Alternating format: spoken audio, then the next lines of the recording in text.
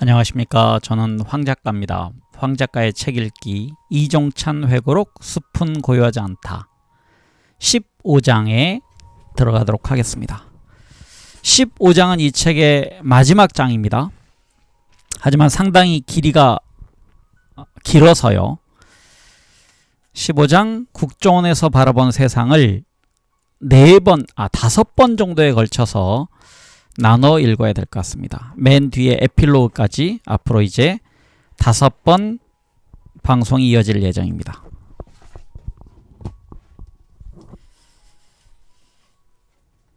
네, 드디어 이제 국정원장이 되는 상황입니다. 416쪽입니다.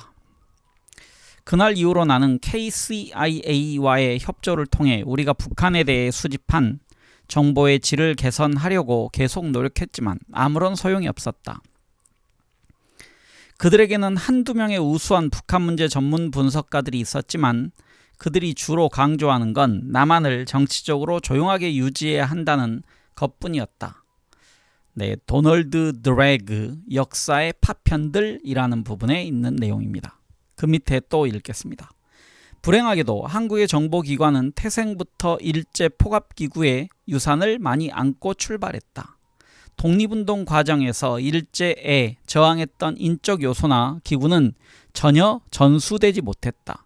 자연히 독립군들이 갖고 있던 애국심, 민족을 사랑하는 의지가 정보기구에 반영되지 못하고 냉전의 반대 세력, 즉 공산주의자들을 감시하고 탄압하는 임무에 쫓길 수밖에 없었다. 이 같은 기능 위주의 정보기구 운영은 필연적으로 정치에 개입하고 각종 국내 상황과 연결될 수밖에 없었다. 아무리 단기적으로 개혁을 부르짖어도 시간이 지나면 또다시 유습이 되살아나곤 했다.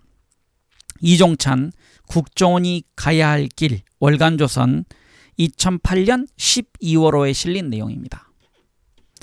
2008년이면 거의 노무현 정부의 마지막 때네요. 네, 소제목 17년 5개월 만의 귀향입니다. 1998년 2월 25일 대통령 취임식 이후 여러 사람들이 나에게 다음번에는 서울시장 출마를 목표로 나아가라고 권고했다. 나도 김대중 대통령 만들기에 장정이 끝났으니 이제 다시 나의 문제를 숙고해야겠다고 생각하고 있었다. 서울시장 출마를 제1번 카드로 정하고 당내 분위기를 살폈다. 잠재적인 후보는 조세형, 정대철, 한광옥 등이었다. 하지만 김대중 대통령이 막 취임했기 때문에 그의 발언권이 절대적이었다. 그렇다면 나 이상 적절한 후보는 없다고 생각했다. 그런 마당에 가장 반대하는 사람이 집 안에 있었다. 아내였다. 우리 부부는 그동안 밖으로 뛰어다니느라 가사를 전혀 돌보지 못했다. 자연히 살림도 엉망이 되었고 부채도 있었다. 그렇지만 내가 다시 읽겠습니다. 내가 가사에 전념한다고 해결될 문제도 아니었다. 목표를 향해 뛰면서 문제도 해결해가는 그런 생활이 정치인들이 살아가는 방식 아닌가. 나는 일단 일을 저지르면 아내도 따라오리라고 막연하게 생각했다. 우선 여의도 대합 빌딩에 사무실 하나 빌리기로 교섭해 두었다. 3월 2일 김준곤 청와대 비서실장 내외가 점심을 사겠다고 해서 롯데호텔 메트로폴리탄 클럽에서 동부인에서 만났다. 여러 가지 잡담이 오간 뒤 김 실장이 넌지시 나에게 물었다. 이 선배께서는 앞으로 어떻게 하시렵니까? 글쎄 생각 중인데 대통령의 의사는 어떤지요? 이때 이제 그 김 실장이라는 건 김준곤 위에 나왔었네요. 청와대 비서실장을 아주 파격적으로 민정당 출신을 기용했었습니다. 김대중 대통령은 초대 비서실장입니다. 이게 특별한 말씀은 없었는데 한번 서울시장에 출마해 보시면 어떻겠어요? 나도 고려하는 중입니다. 그런데 아내가 불쑥 나섰다. 지긋지긋한 선거를 또 해야 돼요? 김 실장이 웃으면서 말했다. 아하하하, 고생이 많으셨던 모양이지요. 그렇지만 이번엔 다릅니다. 한번 도전해 보세요. 주변에서도 그간 수고하신 걸 알고 모두 도우려 할 겁니다. 나도 도전할 의사가 있습니다. 물론 저 사람이 그간 고생이 많아서 지겨하지만 정치인의 삶이라는 게 늘 선거와 함께 가는 것 아니겠습니까? 대통령께서는 여러 가지 생각하신 것 같은데 요새는 일정이 워낙 바빠서 주변의 일은 거의 거들떠볼 시간이 없었습니다. 이런 대화가 오간 뒤에 작별했다. 헤어질 무렵 아내가 한마디 악귀를 지었다.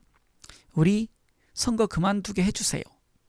이틀 뒤인 3월 4일 나는 서울시장 출마를 결심한 상태에서 명사의 가정을 소개하는 EBS의 프로그램에 출연했다.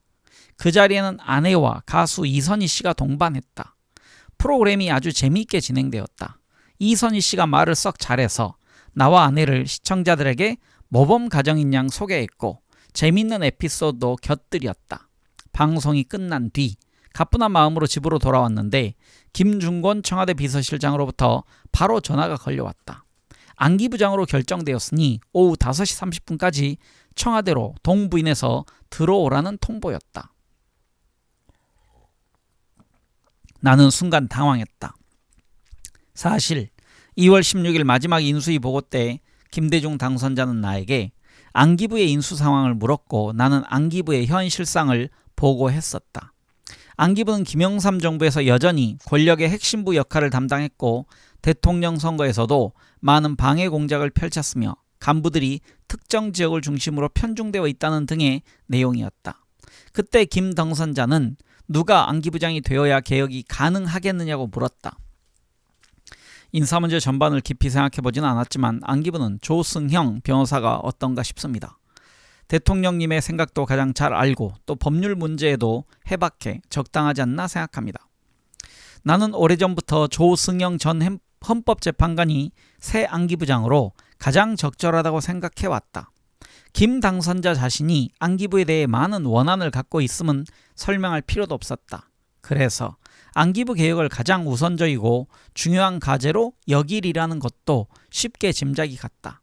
바로 그렇기 때문에 조승형처럼 비서실장으로서 김 당선자를 모시며 충실히 보좌한 경력이 있고 직원도 서슴지 않는 분이 나서야 한다고 생각했던 것이다. 며칠 뒤 2월 18일 나는 조승형의 사무실로 찾아가 이런 대화 내용을 에둘러 기뜸해 주기까지 했다. 그런데 느닷없이 내가 안기부장직을 맡게 된 것이었다. 청와대에서 발표했는지 금세 언론사들로부터 연락이 오기 시작했다. 나는 일단 당에 가서 보고해야겠다는 생각으로 여의도 당사로 갔다. 조세형 권한대행과 당 간부들이 일제히 반겼다.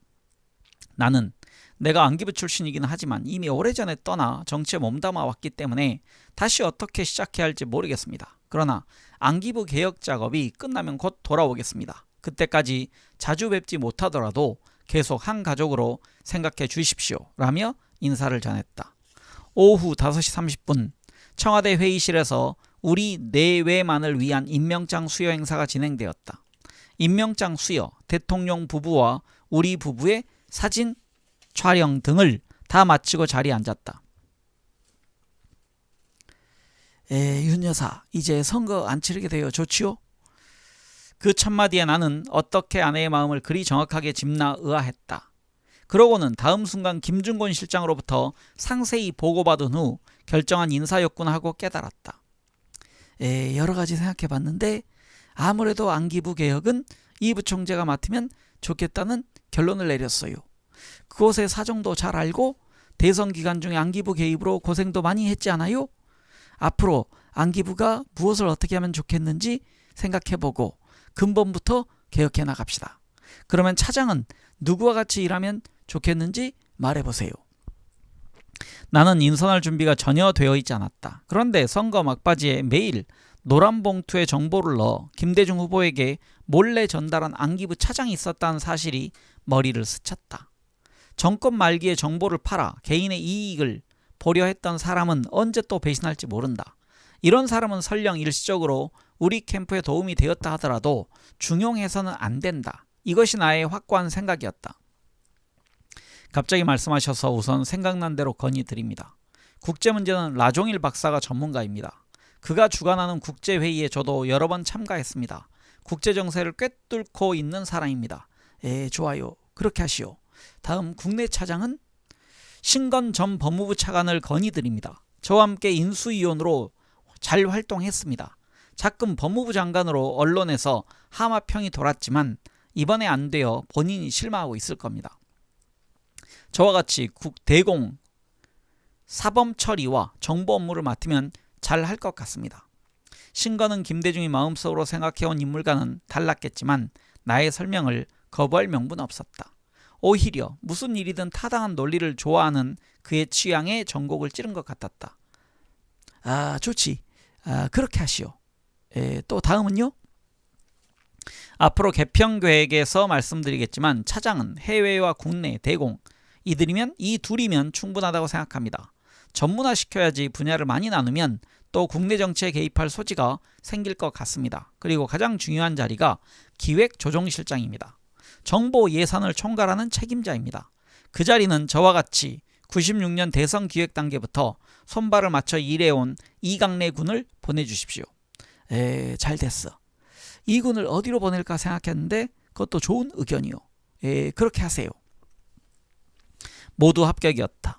옆에 앉았던 김준곤이 의외라는 듯이 눈을 깜빡거렸다. 나는 청와대에서 나오는 길로 권영해 부장을 만났다. 사무 인재에 관해 대충 설명을 듣고 헤어졌다. 그리고 밤 9시 아현동 박태준 집을 찾아 만났다. 1992년 경선의 어려운 고비를 함께 넘은 이래 그분은 나의 멘토였다. 그리고 밤늦게 나는 조승영을 캐피털 호텔 라운지에서 만났다. 김상현과 동석해 있었기에 오히려 잘 되었다 싶어 전후 사정을 알렸다. 조승영은 담담하게 말했다. 지난번에 이야기했지만 나는 안기부장으로 적절치 않아요. 오히려 이 의원이 맡게 되어 다행입니다. 그쪽 사정도 잘 알지 않아요? 어른이 나를 시키려 하지 않았을 거예요. 나는 그의 이야기를 이해하지 못했다. 내가 그 말의 뜻을 알기까지는 상당히 오랜 시간이 걸렸다. 조승형은 이미 오래전에 김대중에게 대통령 되시면 김홍일의 국회 진출은 적절하지 않습니다 라고 진언해 눈밖에 났다는 것이다. 정말이지 충심에서 우러나온 간언이었는데 그 말이 받아들여지지 않은 것을 조승형은 그때까지도 안타깝게 생각하고 있었다. 3월 5일 나는 안기부장에 취임했다. 17년 5개월 만에 다시 정보기관으로 돌아왔는데 이번에는 수장으로 왔던 것이다. 한편으로는 감개무량했고 다른 한편으로는 내가 다시 온 것이 잘한 일인지 회의하는 마음도 없지 않았다. 특히 정치권 밖에서는 잘된 인사가 아니라는 사람이 많았다. 한 후배는 국제전화로 형님이 한 일은 따로 있습니다. 거기는 아닙니다. 라며 아쉬워하기도 했다. 나는 취임사에서 몇 가지를 강조했다. 먼저 17년 5개월 만에 다시 돌아와 감회가 새롭다라면서 부의 임무와 관련해 안보태세를 공고히 해 북한의 도발을 억제하고 남북기본합의서에 따라 남북관계를 실질적으로 개선해 나가면서 21세기 통일 시대를 앞당길 수 있을 것이라고 밝혔다. 그리고 낡은 껍질을 깨뜨리는 데에는 많은 아픔이 따르겠지만 새로운 시대 정신에 걸맞게 본연의 임무에 충실한 순수 정보기관이 되어야 한다라고 강조했다. 나는 바로 개혁 작업에 착수했다. 돌이켜 생각해보니 나는 이미 여러 차례 중앙정보부 개혁을 도모했다. 1969년 김계원 부장의 수행비서였던 박정원 군을 통해 부장 면담을 요청해 시내 한 식당에서 김계원 부장과 은밀히 만난 일이 있었다. 그때 나는 겁도 없이 부장에게 중앙정보부가 국내 문제에 개입하다 보니 대북정보 및 국제정보에 소홀하다고 직언했다. 돌아온 답은 이랬다. 자네 말은 일리가 있지만 정보부가 현실적인 문제를 놔두고 빠르게 변하기는 어렵네. 차츰 변화하도록 같이 노력하세. 그의 답변은 나에게 실망만 안겨주었다. 11.6 직후에도 중앙정보부의 개혁을 열망했다. 국내 정치에 깊이 개입하다 보니 대통령을 시해하는 정보부가 되었다고 개탄했다. 그래서 이희성 부장과의 면담을 시도했다.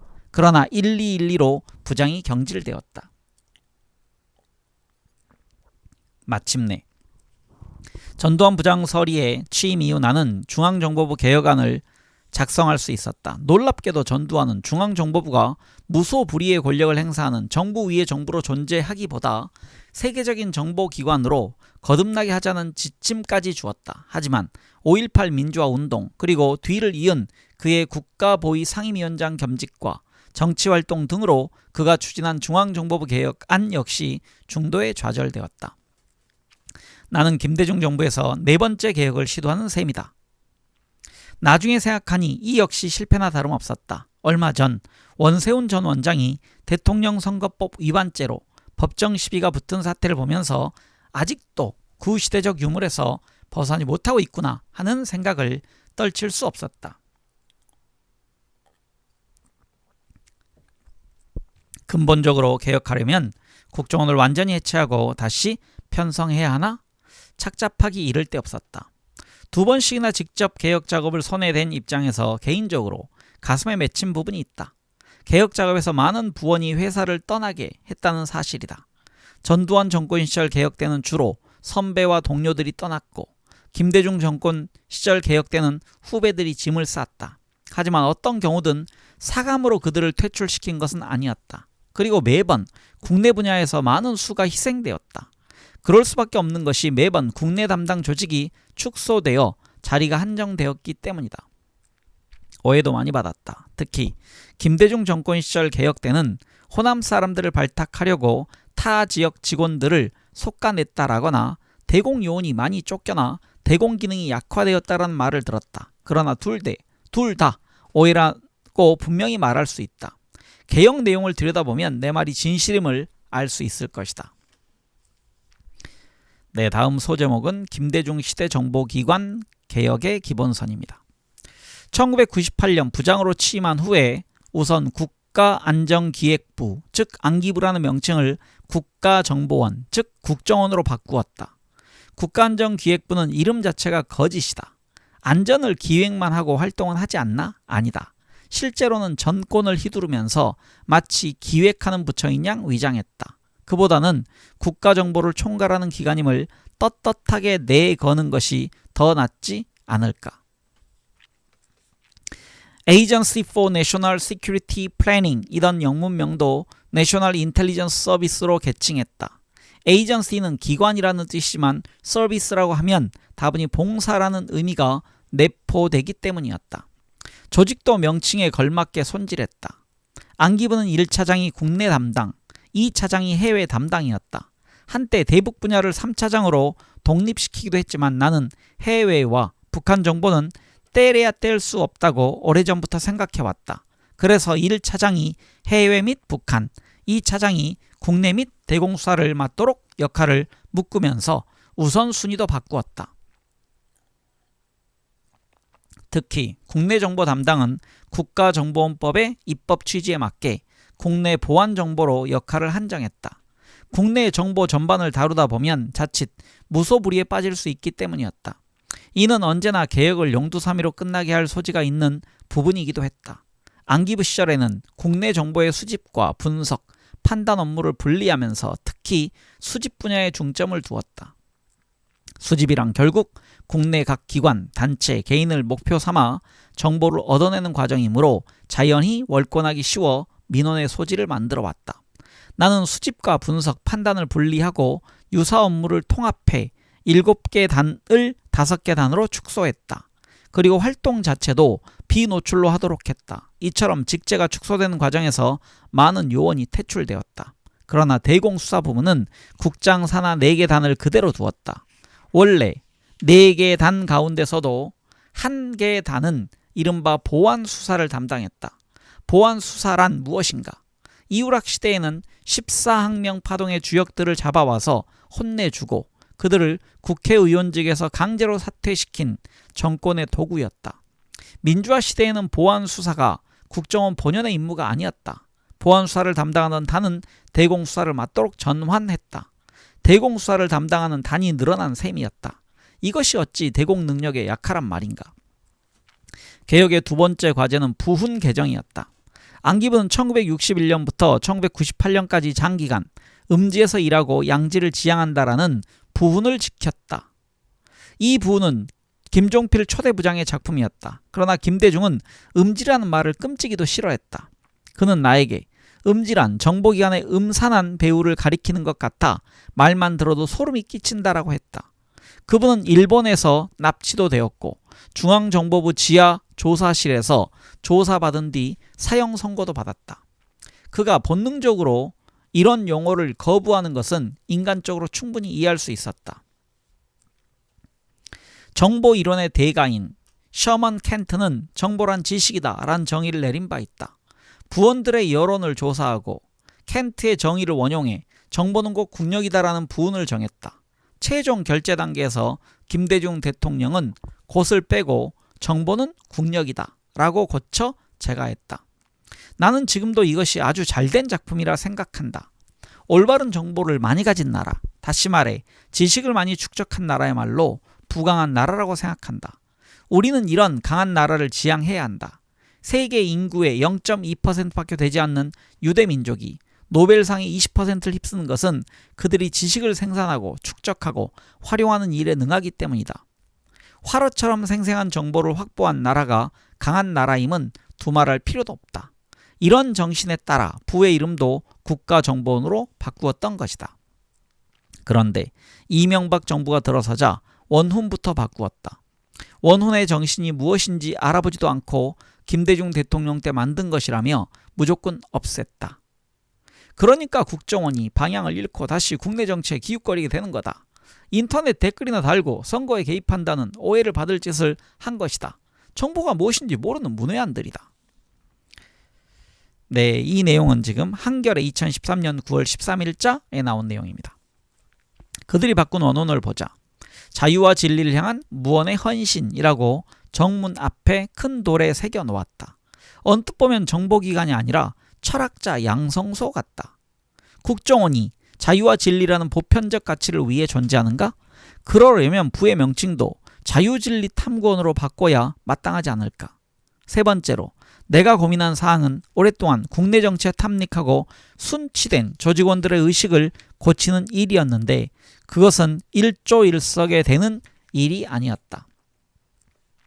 내가 처음 입사할 때만 해도 일제고등계에서 훈련받은 수사관도 남아 있었고 김창룡 시대에 날리던 정보맨들도 있었다. 비록 나이는 들었지만 그들은 노련한 표범처럼 일단 먹잇감을 발견하면 절대 놓치지 않는 맹수 같았다.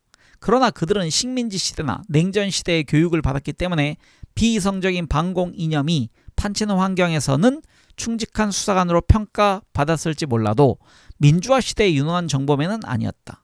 그들 대부분은 식민지 시대에는 총독부에 충성을 다해 불령선인을 색출해냈고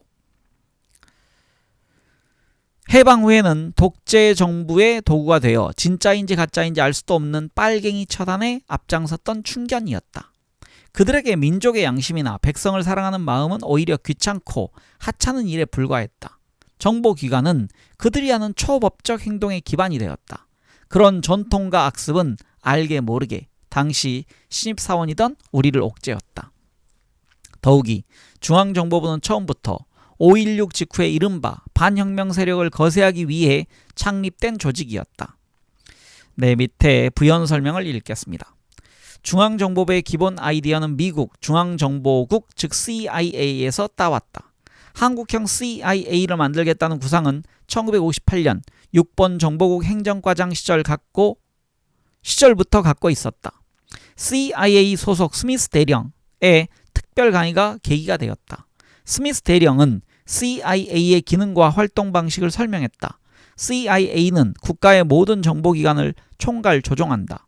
수집된 첩보 정보를 조사 분석한 뒤 고급 정보로 숙성시켜 대통령에게 제공하는 것이다. 우리나라도 CIA 같은 정보기관이 필요했다. 하지만 그것만으로 충분치 않았다. 혁명의 특수사항 때문이다. 혁명 정부는 이제 출범했다. 아직 뿌리를 단단히 박지 못한 상태였다. 외부 세력이 혁명의 반기를 들고 일어난다면 얼마든지 흔들릴 수 있었다. 별 사람이 다 와서 혁명 과업을 집적거리고 훼손하려 했다. 그래서는 어렵고 산적한 혁명 과업을 과감하게 추진해 나갈 수 없었다. 그런 것을 막고 혁명 정부를 보호하는 역할을 수행해야 했다. 북한의 위협에도 대비해야 했다. 김종필 증언록, 소위 부답 한국판 CIA의 출범, 중앙일보 2015년 4월 3일자. 여기서 계속적으로 지금 5.16을 혁명이라 하는데요. 이거는 김종필의 발언입니다. 그걸 그대로 인용해서 지금 실었습니다. 다시 이어가겠습니다. 따라서 국내 정보가 우선이었고 수사도 대공수사보다는 정권안보 수사를 위주로 했다. 사실 국가정보기관 본연의 길에서 처음부터 이탈했던 것이다. 이런 폐습이 기관 전체의 기저에 단단히 뿌리박고 있었다. 그래서 개혁한다고 해봐야 거칠애였을 뿐 나라와 결의사랑의 근본으로 내면 깊숙이 들어가지 못했던 것이다. 새로운 정권이 들어섰다고 해서 과거 권력의 도구나 충견 노릇을 했다는 이유로 무조건 몰아내는 것은 능사가 아니다. 하지만 근본이 바로 서지 않은 채 개혁을 진행한다면 시간이 지나 다시 국내 정보를 탐닉하고 권력기관으로 군림하게 되지 않을까? 나는 이런 악순환의 고리를 끊고 싶었다. 나는 진정한 개혁은 요원들의 의식을 바꾼 데서부터 시작해야 한다고 생각했다. 이를 위해 요원들에게 이해하기 쉽게 왜 모사드가 강한가부터 가르쳤다. 이유는 딱 한 가지라고 설명했다. 안기부와 모사드는 근본이 다르다. 이 모사드는 이스라엘의 첩보기관입니다. 안기부의 전신은 중앙정보부요. 중앙정보부의 근본은 국가안보보다 정권안보에 있었다. 그러나 모사드는 뒤에 나오네요. 이스라엘 민족과 더불어 싸워왔다.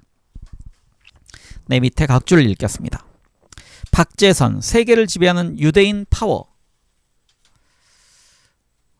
란 책에 실린 내용입니다. 모사드의 모체는 1929년 창설되어 1948년까지 존속한 샤이다. 히브리어로 선물이라는 뜻의 샤이는 이스라엘 건국과 전 영국 위임 통치 치하에 팔레스타인에 있던 비밀 민병대 하가나 산하의 정보 조직이었다. 샤이는 위임 통치 기구에 잠입해 정보를 수집하고 국제 시온주의 확산을 위한 대유럽 공작을 펼쳤다. 또 팔레스타인과 유럽의 유대인 공동체 보호와 아울러 홀로코스트를 피해 팔레스타인으로 이주하는 동유럽 출신 유대인의 이동과 정착 그리고 안전을 주요 임무로 해 후일 이스라엘 건국에 초석을 놓았다. 이렇게 되어 있습니다. 네, 위에서 이어가겠습니다. 2000년 동안 자기들이 살던 땅에서 쫓겨나 전 세계를 방황하던 유대민족을 다시 묶어내고 옛 땅을 되찾아 나라를 세우는 운동을 시오니즘이라는 이름 아래 처음 제창한 사람은 데오도르 헤르츠리였다. 모사드는 이 시오니즘을 절대적으로 신봉하고 그 정신을 현실적으로 수행하는 정보기관이다. 그러므로 강할 뿐만 아니라 전 세계 유대인들로부터 사랑과 존경을 받고 있다.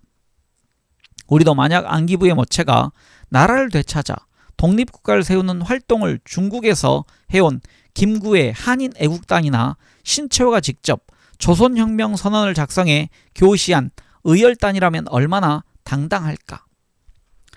네, 밑에 부연 설명이 있습니다.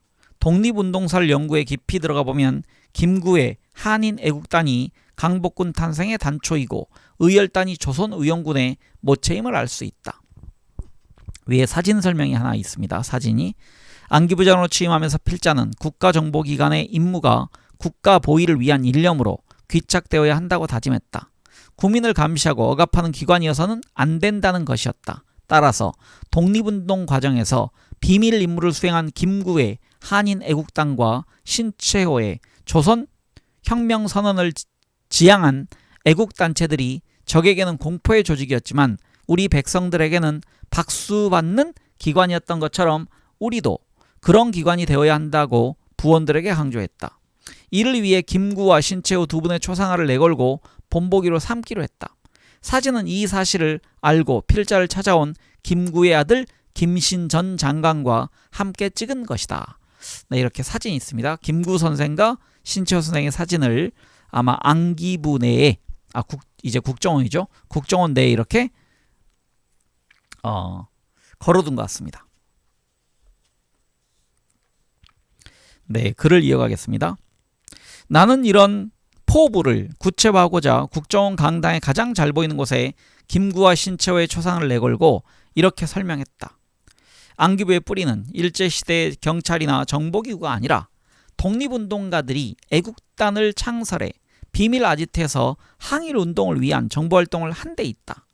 그러면서 안기부의 뿌리를 민족정신, 민족자존, 민족독립에서 찾아야 한다고 역설했다. 그러나 내가 퇴직한 이후 그 초상화는 온데간데 없이 사라졌다.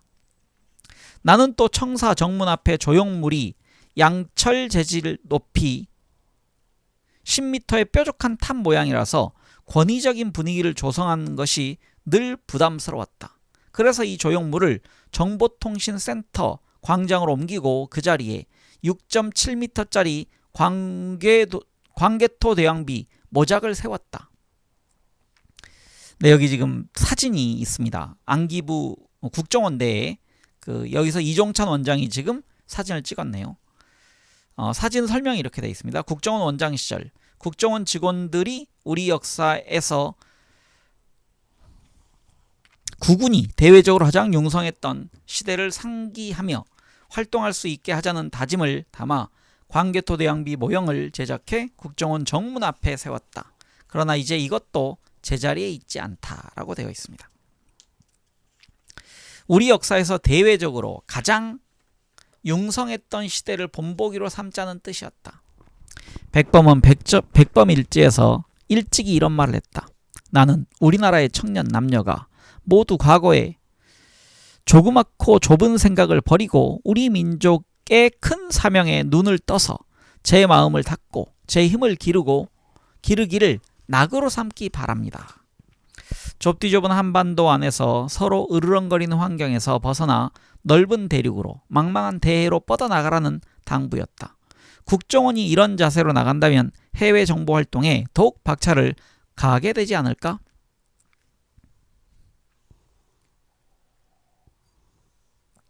그러나 내가 국정원장에서 퇴직한 뒤 광개토 대왕비 역시 치워졌고 아예 국가기록원의 기증에 옮겨졌다. 그리고 그 비를 세워 국정원이 불행해졌다고 언론 플레이까지 했다. 역사인식이라는 측면에서 내가 아주 낮게 평가하는 이명박 정부만이 할 수 있는 짓이었다. 그렇다면 그 비를 없앤 뒤 국정원은 어떤 모습이 되었나? 이명박 정부가 임명한 원세훈 원장은 뇌물 혐의로 옥살이를 했고 형기를 마치자마자 다시 정치 개입으로 유죄 선고를 받아 법정에서 구속되었다.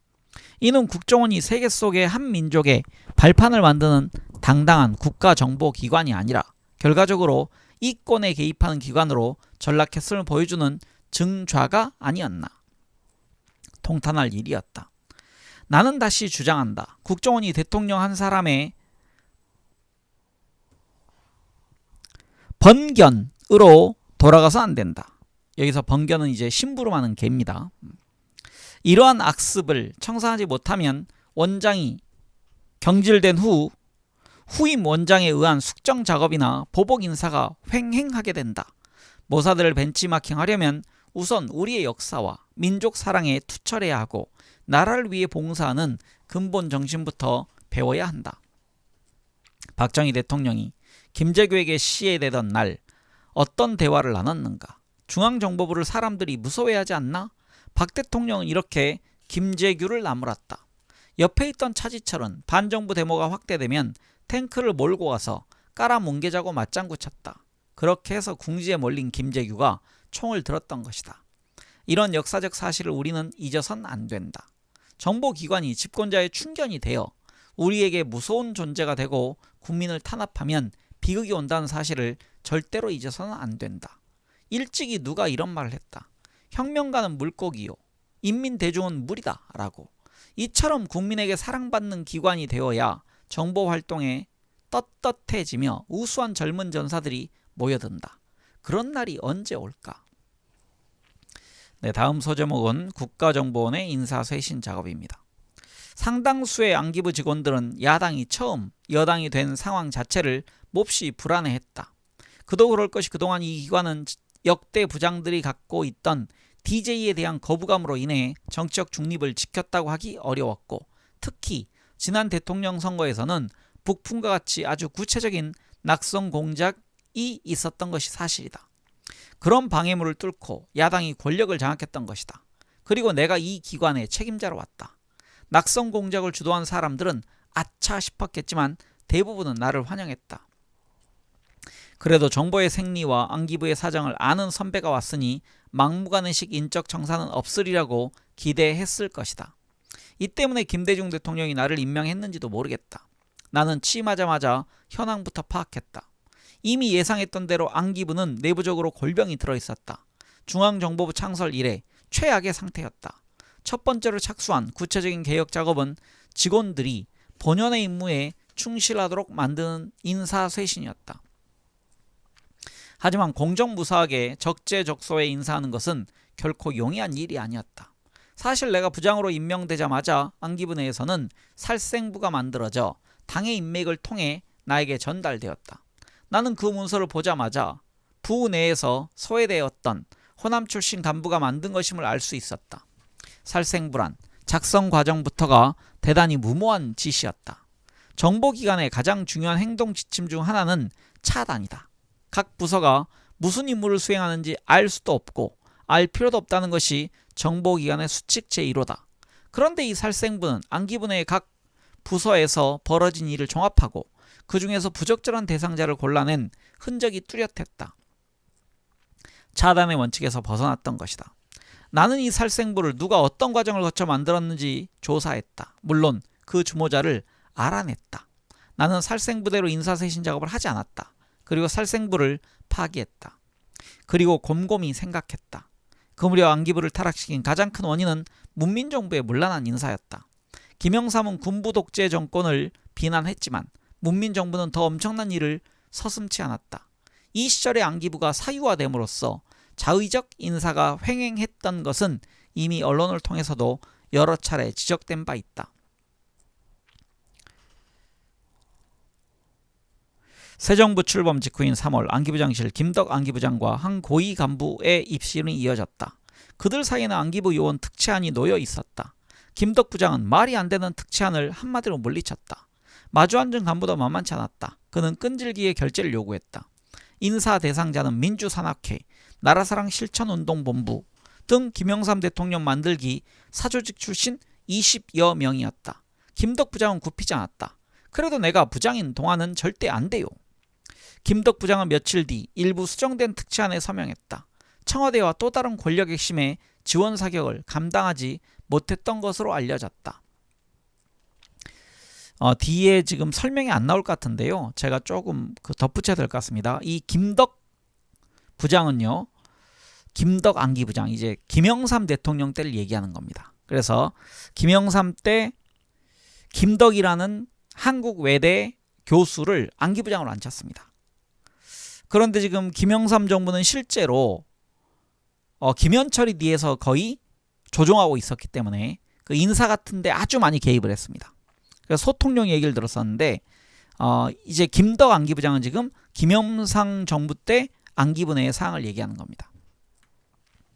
나는 이 기사의 사실 여부를 확인해 봤다. 한 고위 간부랑 김영삼의 비서 출신으로 기조실장에 새로 임명된 김기섭이었고 이 김기섭이라는 사람은 이제 김현철과 아주 친했던 김현철의 힘으로 기조실장에 들어갔던 사람이고요. 삼성 출신이었습니다.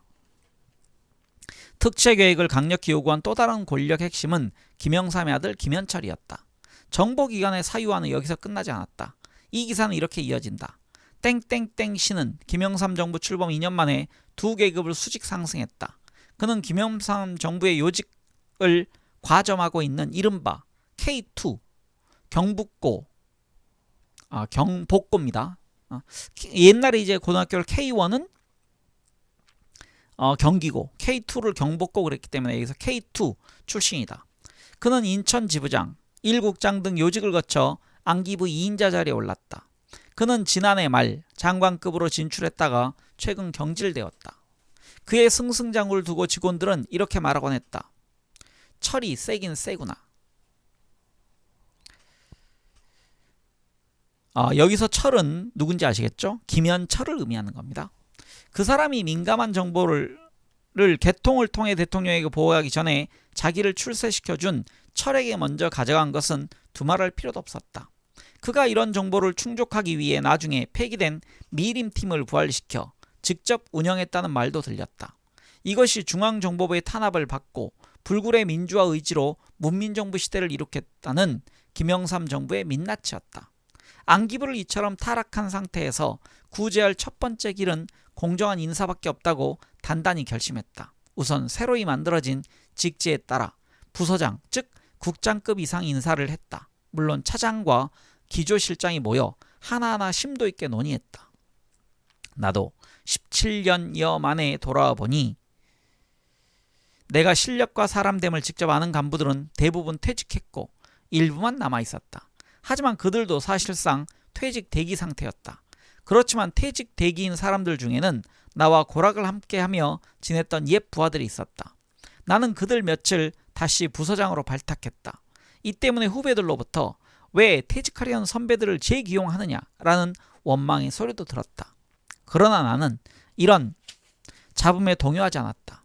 나의 옛 부하들 중에는 한때 사선을 넘나들며 싸운 경험자도 있는데다 대부분 자기 직무에 충실했던 전문가들이어서 사장시키기가 아까웠다. 그 가운데 가장 성실한 이문옥에게 인사실무 작업을 맡겼다. 그리하여 1차장 산하의 국제 및 북한 담당 국장들을 모두 유임시켰다. 그러나 2차장 산하의 국내 보안 정보 및 대공수사 분야는 상당수 경질했다. 이를 통해 국외 정보나 북한 담당은 오히려 강화되었고 국내 정보 분야, 말하자면 정치나 이권 개입에 직간접적으로 관련되어 있는 간부들은 교체되었다. 그러므로 국정원 본연의 임무나 대공 능력이 약화되었다는 허무맹랑한 비난에 나는 동의하지 않는다. 다만 나의 인사 작업 가운데 오점이 하나 있긴 했다. 다름 아니라 내가 국정원장직을 떠난 뒤인 김대중 정부 말기에 사회적 비난을 받은 이른바 진승현 사건, 보물섬 사건 등 국정원 이권 개입 사건의 당사자인 김모 차장을 초기 인사에서 정리하지 못한 것은 나의 책임이라고 할 수 있다. 밑에 그 부연 설명이 있습니다. 1997년 12월 내가 대통령직 인수위원장일 때 당시 안기부는 국내 분야를 담당해온 김모 차장을 인수위에 파견했다.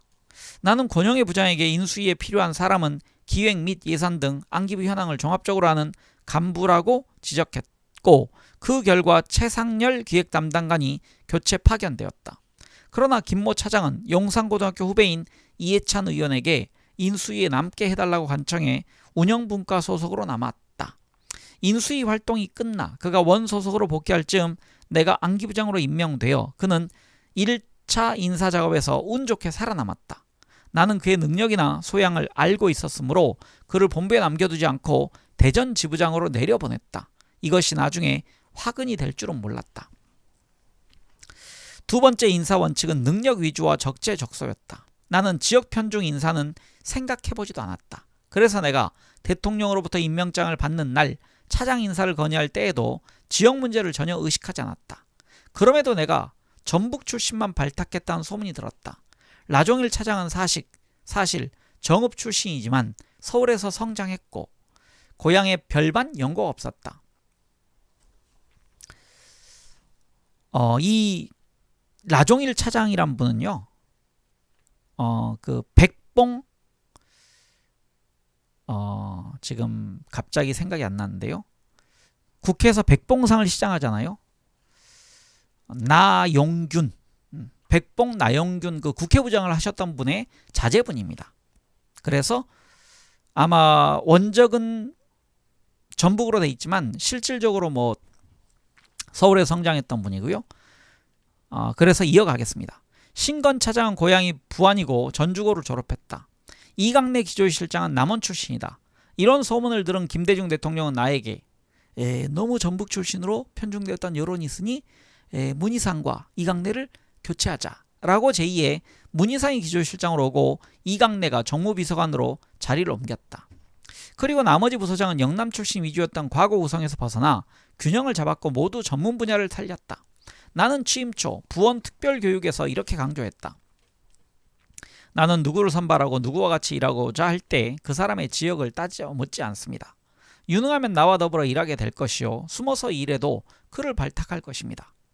대외적으로 중앙정보부에서 생산되는 정보를 사적인 용도로 이용하고 보안을 누설하고 옛날처럼 남산에 있다고 거들먹거리는 삼류 조직원은 불이익을 보게 될 것입니다. 아무리 새 정부 주요 인사의 부탁이라 해도 나의 인사 원칙은 능력과 적재적소입니다. 진급도 그렇고 보직도 그렇습니다. 나는 이번에 부장으로 오면서 많은 메모를 받았습니다.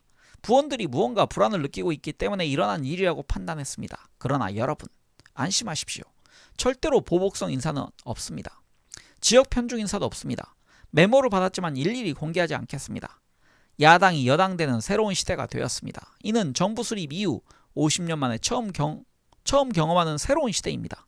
그렇기 때문에 불안을 느낀다는 점을 나는 이해하고 넘어가겠습니다. 그러나 오늘 이후에는 이런 메모가 외부에서 전해져 오지 않도록 협조해 주시기 바랍니다.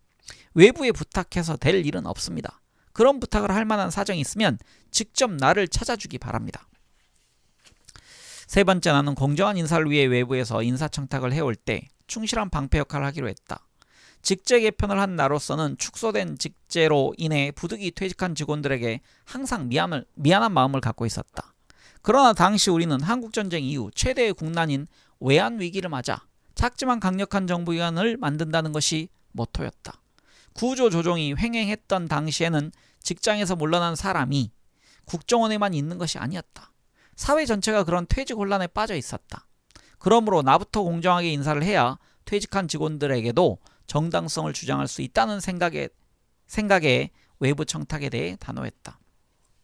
부장 취임 직후 당의 신임 인사차 갔을 때부터 인사 청탁을 받았다. 그것은 김대중 대통령의 후보 시절 근접 경호를 담당했던 충실한 당원들의 향후 진로 문제였다. 이제 어른이 청와대로 갔고 경호실에서 경호 업무를 담당하게 되어 우리는 할 일이 없어졌습니다. 우리 팀이 안기부에서 일할 수 있도록 배려해 주십시오. 아직 분해 사정을 잘 모릅니다. 일단 이런 식으로 미뤄뒀다가 나중에 그들에게 현재 많은 부원들을 구조 조정하고 있는 마당에 외부에서 새 부원을 데리고 들어가는 것은 문제가 있으므로 다른 일자리로 알아봐 주겠다고 답했다. 정중하게 거절한 셈이었다. 나는 김영삼 정부가 들어서면서 민주산악회나 나라사랑본부 사람들을 특채해 인사를 엉망으로 망친 전례를 반복하고 싶지 않았다. 그러던 차에 김대중 대통령의 차남 김홍일 의원이 다시 읽겠습니다. 김대중 대통령의 장남 김홍일 의원이 찾아왔다. 그의 말은 참으로 거절하기 어려웠다. 제가 원장님 소신대로 일하시는데 청탁하러 온 것이 아닙니다. 호남 출신 직원이 정당하게 한 일로 부당한 처우를 받아서 시정해달라는 요청을 드리러 왔습니다. 다름 아니라 대통령 선거 직전에 강제 퇴직당한 김모라는 사람이 있습니다. 그는 전남 광양 출신입니다. 그는 공채시험에서 1등으로 입사한 우수한 직원이었습니다. 그러나 지난 대선 때 부에서 용공 조작하는 정황을 포착하고 항변하다가 감찰실에 끌려가 감금당했고 할 수 없이 사표를 냈습니다. 억울한 일 아닙니까? 그래서 그를 복직시켜 주십사 요청드립니다. 나는 사실관계를 확인했다. 그가 우수한 직원이라는 사실은 맞았다. 그는 유능했기 때문에 내곡동 신청사 건립 때 현장 책임자 격인 검수 담당으로 일했다. 그 외에도 여러 요직을 맡았다. 그러나 대선 직전 안기부 내에 비밀이 담긴 이른바 K 파일을 들고 함세웅 신부에게 가서 신변 보호를 요청했다. 그러다가 12월 9일 엠베세더 호텔에서 자기가 소속된 감찰실 직원에게 연행되어 감금당했다. 그리고 대통령 선거일에 사표가 수리되고 풀려났다. 나는 인사실무자들의 의견을 들어봤다. 이런 정황으로 볼 때 그를 복직시킨다는 것은 인사원칙에 배치된다는 것이었다. 나는 인사실무자에게 본인을 면담해 다른 직장이나 반개 연구소에 재취업하도록 권고하게 했다. 그러나 그는 우리의 제안을 받아들이지 않았다. 내가 퇴임한 뒤 그는 즉각 재임용되었을 뿐만 아니라 한 직급 승진해 요직에 보임되었다. 직원들 사이에 어제는 철자가 세더니 오늘은 홍자가 세구나 이런 말이 돌았다. 이런 인사가 김대중 정부 시대에 국정원 인사문란에 단초가 된 것은 안타까운 일이다. 김대중 정부는 초기에는 개혁적인 인사를 하는 듯 하더니 중반기에 들어서서 인사문란으로 김영삼 정부의 전철을 밟았다. 왜 그렇게 똑같이 닮아갈까? 참으로 이해할 수 없었다. 첫 번째 나타난 현상은 나와 더불어 개혁 작업을 벌였던 라종일 1차장, 신건 2차장, 문희상 기조실장이 내가 퇴임한 뒤 이어서 일제히 물러난 것이었다. 그리고 두 번째 팀이 들어섰다. 군의 정보사령관을 역임한 권진호 장군이 1차장, 어믹준이 2차장을 각각 맡았다. 어믹준은 대선 말기 노란 봉투를 김대중에게 전달한 장본인이었다라고 되어 있습니다. 그리고 기조실장은 광주 출신 최규백이 승진에 맡았고 대공정책실장에는 김은성이 들어섰다. 나는 이 인사를 보는 순간 뭔가 국정원에 화근이 될 것 같은 예감을 떨칠 수 없었다. 네, 다음 부제는요. 김대중 대통령의 안기부 초도 순시입니다. 1단계 개혁 작업이 마무리되어 가던 1998년 5월 12일 김대중 대통령이 안기부를 방문했다. 가로 열고 국정원입니다. 전체 부원을 한 곳에 소집할 수 없어서 김 대통령은 실내 방송을 통해 직접 특별히 당부의 말을 전했다. 우선 감회가 새롭다고 피력했다. 그로서는 그러한 감회를 느끼는 것이 당연했을 것이다. 과거 불행했던 안기부 김대중 대통령 말씀이네요. 네. 과거 불행했던 안기부 역사의 표본은 바로 나입니다. 납치, 사형선고 등 안기부의 용공조작 때문에 별일을 다 당했습니다. 내가 당했던 일을 안기부가 다시 해서는 안 됩니다. 완전히 새 출발을 해야 합니다. 대통령은 국가의 원수이자 행정수반으로서 받드는 것이지 정치적으로 받들 필요가 없습니다. 김대중 대통령이 이렇게 말하고 몇 가지 중요한 지침을 제시했다. 하나, IMF 사태 조기 극복에 유익한 정보를 제공하라. 냉전 시대와 달리 경제전쟁에서 정보 제공이 가장 중요하다. 능력과 역량을 발휘해 어떤 연구기관 못지않게 우리 경제가 국제 경쟁에서 이길 수 있는 정보를 제공하라. 그리하여 IMF 사태를 조기에 극복할 수 있도록 하라. 하나, 대북 정보가 중요하다. 북한의 상황이 어렵다. 다급하면 무슨 일이 벌어질지 모른다. 북한이 개방할 수 있도록 유도하라. 한국의 안기부는 돈은 많이 쓰지만 실제 효과를 못 보고 있다라는 말을 외국 정보기관 간부로부터 들었다. 대통령이 안심하고 대북 정책을 수립할 수 있는 대북 정보를 확보하라. 하나, 국가 위기 요인을 철저히 관리하라. 안기부도 외환 위기 조기 경보를 하지 않았다. 나는 당시 대통령에게 중대한 경제 위기가 온다. 당직을 버리고 경제에 전념하라라고 충고했는데 너무 늦게 당직을 버리더라. 여러분은 앞으로 정부에 대해 언제나 직언하고 경고하라. 하나, 국민의 지지를 얻기 위해서 부단한 자기개혁을 지속하라. 옛날 안기부가 아니다. 안기부를 믿자. 아니 사랑하자. 이런 생각이 국민들 사이에서 일어나도록 이제 새로운 부장 밑에서 부단히 개혁을 추진해 나가야 한다. 하나, 명실상부한 정보기관으로서 자리매김하라. 부명칭과 부운이 잘 바뀌었다. 정보는 국력이다. 이 말 이상 아무것도 필요 없다. 여기에 합당하게 행동하라. 하나, 정치적 중립을 유지하라. 국민회의나 자민련 등 여당을 위해 일할 필요 없다.